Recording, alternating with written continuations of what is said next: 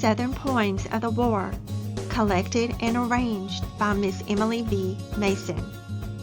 A poem entitled On to Richmond by John R. Thompson.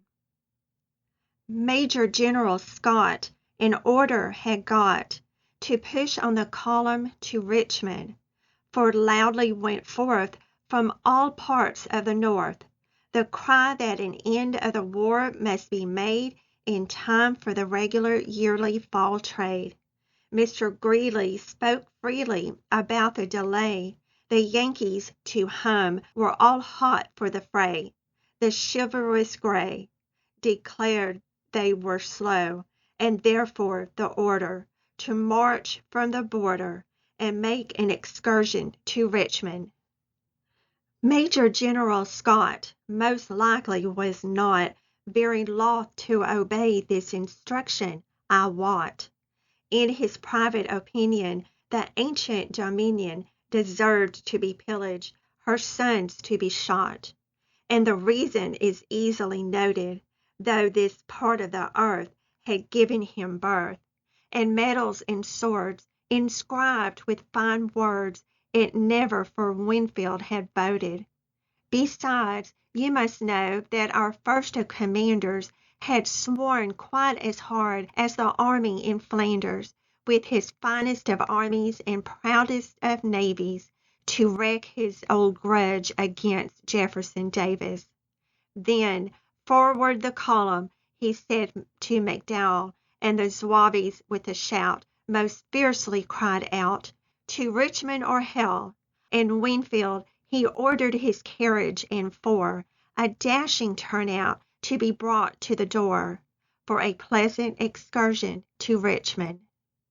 Major General Scott had there on the spot a splendid array to plunder and slay. In the camp he might boast such a numerous host as he never had yet on the battlefield set.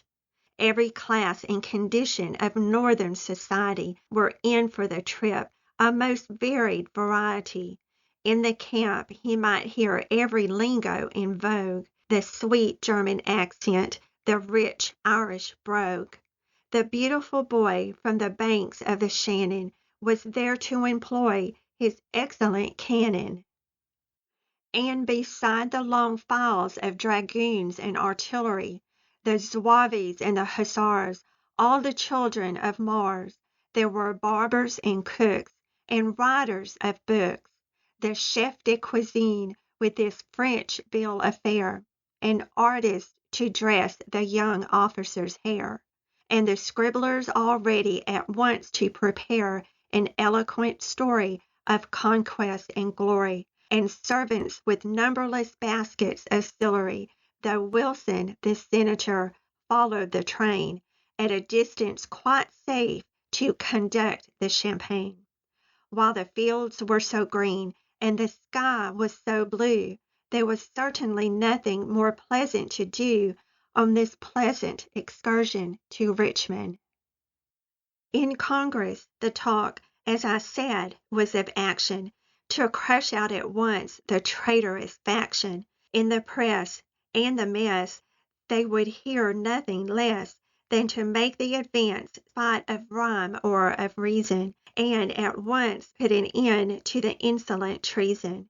There was Greeley and Ely, the bloodthirsty Grow, and Hickman the rowdy, not Hickman the beau, and that terrible Baker, who would seize on the South every acre, and Webb, who would drive us all into the Gulf or some nameless locality smelling of sulphur. And with all this bold crew, nothing would do while the fields were so green and the sky was so blue, but to march on directly to Richmond. Then the gallant McDowell drove madly the rowel of spur that had never been won by him in the flank of his steed to accomplish a deed such as never before had been done by him. And the battery called Sherman's was wheeled into line, while the beer-drinking Germans from Nectar and Rhine, with Minnie and Jaeger, came on with a swagger, full of fury and lager. The day and the pageant were equally fine. Oh, the fields were so green, and the sky was so blue. Indeed, 'twas a spectacle pleasant to view as the column pushed onward to Richmond. Ere the march was begun, in spirit of fun, General Scott, in a speech, said this army should teach the Southrons the lesson, the laws to obey, and just before dusk of the 3rd or 4th day should joyfully march into Richmond. He spoke of their drill, of their courage and skill, and declared that the ladies of Richmond would rave, or such matchless perfections, and gracefully wave in rapture their delicate kerchiefs in the air at their morning parades on the Capitol Square. But alack and alas!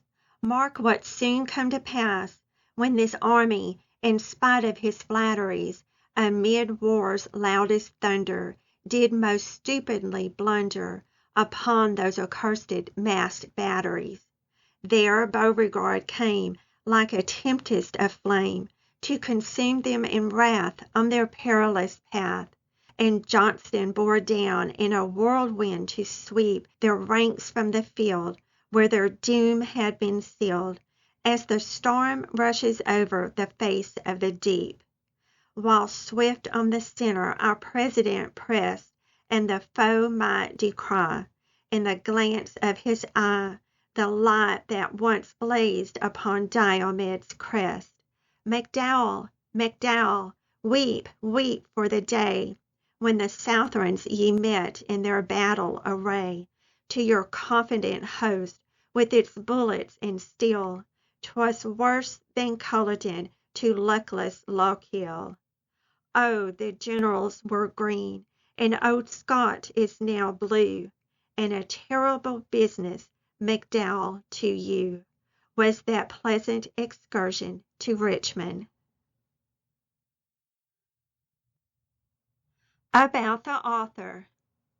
John Reuben Thompson was born October 23, 1823, in Richmond, Virginia. He graduated law from the University of Virginia in 1845. He did not pursue a career in the legal field, but instead dedicated himself to the journalism and editorship. In 1847, he became the editor of the Southern Literary Messenger in Richmond, and in 1859 became editor of the Southern Field and Fireside in Augusta, Georgia. He suffered from tuberculosis, therefore preventing him from taking part in the Civil War. After a recuperative trip to Scotland, he went to London, and in 1864 became the editor of The Index, a pro-Confederate newspaper, and promoted the Southern cause throughout various literary and social circles. In 1866, he became editor of the New York Evening Post, a position that he maintained until his death on April 30th, 1873, in New York, New York.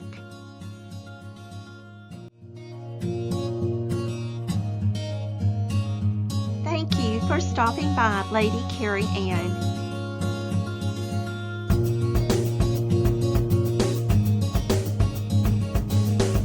Please subscribe, like, and share.